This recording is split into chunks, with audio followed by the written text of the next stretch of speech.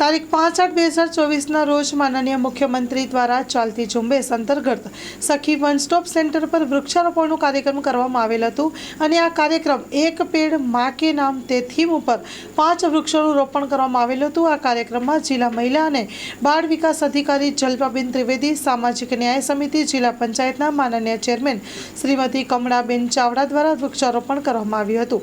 આ કાર્યક્રમમાં DHEW OSC staff હાજર રહ્યા હતા। વૃક્ષારોપણનો કાર્યક્રમ સંપન્ન કરવામાં આવેલો હતો અને આ વૃક્ષારોપણનો કાર્યક્રમ કરીને એક પેડ માં કે નામ અંતર્ગત પર્યાવરણ જાગૃતિ સેમિનાર પણ યોજવામાં આવતા હોય છે। ત્યારે વૃક્ષારોપણ દ્વારા પર્યાવરણની સુરક્ષાનું ધ્યાન રાખવામાં આવતું હોય છે। Story report by Himanshu Morbi.